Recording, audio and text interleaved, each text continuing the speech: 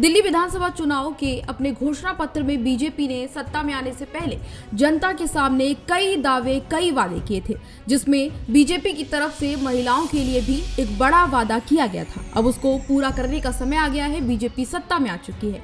ऐसे में अब बीजेपी जो वादा करके बैठी थी घोषणा पत्र में कि वह महिला समृद्धि योजना के तहत आर्थिक रूप से कमजोर वर्ग की महिलाओं को 2500 रुपए प्रति माह देगी, अब बीजेपी सरकार ने इस योजना को पूरा करने का समय बता दिया है।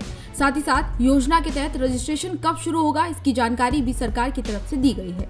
दिल्ली बीजेपी के पूर्व अध्यक्ष और सांसद मनोज तिवारी ने एक कार्यक्रम में बताया कि 8 मार्च से दिल्ली में गरीब महिलाओं को 2500 रुपए देने की योजना का रजिस्ट्रेशन जो है उसको शुरू कर दिया जाएगा।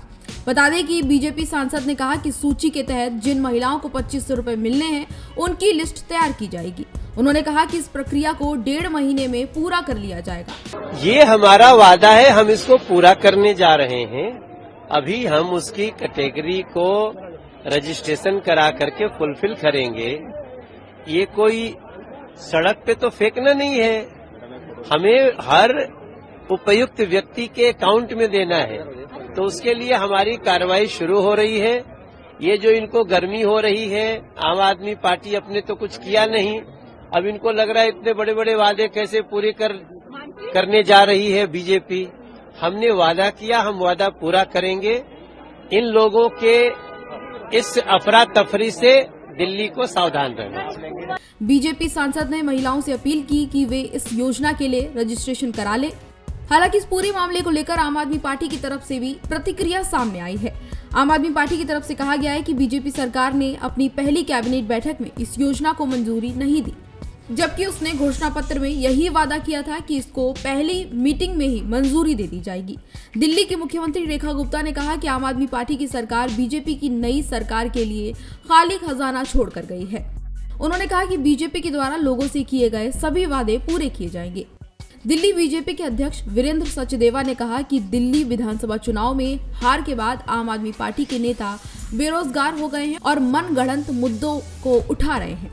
याद दिलाना होगा कि 70 विधानसभा सीटों वाली दिल्ली की विधानसभा में बीजेपी ने 48 सीटों पर जीत दर्ज की है, और जबकि आम आदमी पार्टी की अगर बात की जाए तो प्रदर्शन इस बार आम आदमी पार्टी का काफी ज्यादा खराब देखने को मिला है। पार्टी को सिर्फ 22 सीटों पर ही अब संतोष करना पड़ा।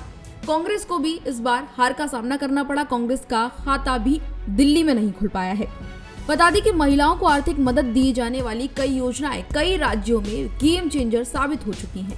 ऐसे में अगर हम बात करें महाराष्ट्र की या झारखंड चुनाव की, तो वहां पर भी ऐसा देखने को मिला कि चुनाव के दौरान महाराष्ट्र में खास तौर से महायुति की सरकार ने विधानसभा चुनाव से ठीक पहले माझी लड़की बहन योजना को लागू किया था। महायुति ने ऐलान किया था कि अगर फिर से उनकी सरकार बनती है तो महिलाओं को हर महीने 1500 से बढ़ाकर 2100 रुपए दिए जाएंगे, जबकि एनडीए ने इसके जवाब में महालक्ष्मी योजना के तहत वादा किया था कि वह महिलाओं को 3000 रुपए देगी। अब इसके साथ ही साथ सरकारी बसों में फ्री सवारी भी महिलाओं को मिलने वाली है, इस तरह का वादा भी किया गया था। चुनाव में महायुति की जीत हुई। ऐसे में महिलाओं को जो तमाम वादे करते हुए नेता नजर आते हैं उसका फायदा कहीं ना कहीं मिलता है। गेम चेंजर महिलाओं को आर्थिक मदद देना साबित होता है। झारखंड में भी कुछ इसी तरह का देखने को मिला था, जब झारखंड की हेमंत सोरेन सरकार ने विधानसभा चुनाव से ठीक पहले महिलाओं को सशक्त बनाने के लिए झारखंड मुख्यमंत्री भैया सम्मान योजना की शुरुआत की थी। हेमंत सोरेन सरकार ने चुनावों के वादों से पहले साफ किया था कि सत्ता में वापसी होने पर उनकी सरकार महिलाओं को 2500 रुपए महीने देगी। चुनाव में झाझुमो की अगुवाई वाले गठबंधन को जीत मिली और सरकार को इसका फायदा भी हुआ। मध्य प्रदेश और छत्तीसगढ़ में भी बीजेपी के लिए महिलाओं के लिए चलाई गई योजनाएं गेम चेंजर साबित हुई हैं।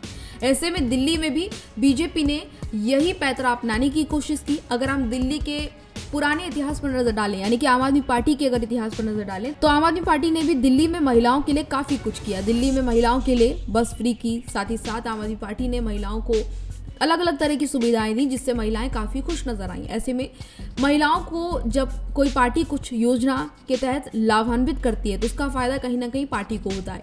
यही वजह है कि चुनावी मौसम के दौरान तमाम पार्टियों ने अलग अलग तरह के महिलाओं की सुविधा में कई तरह के दावे वादे किए। हालांकि इस योजना के दावे का बीजेपी को कितना फायदा हुआ है वो तो आप साफ तौर पर रिजल्ट में देख ही चुके हैं। और अब दिल्ली की सत्ता पर बीजेपी की वापसी हो चुकी है। रेखा गुप्ता दिल्ली की नई सीएम बन चुकी हैं। अब समय है कि योजनाओं को पूरा करने का वक्त आ गया है। ऐसे में अब योजनाओं का रजिस्ट्रेशन कब होगा, कब से उनका पंजीकरण लोग करा सकते हैं, कब से ये सुविधाएं मिलेंगी, इसको लेकर जानकारी दी गई है। इस पूरी खबर पर आपकी क्या राय है? अपनी राय हमें कमेंट बॉक्स में जरूर बताएं। इसी तरह की तमाम और जानकारियों के लिए देखते रहिए भारत एक्सप्रेस।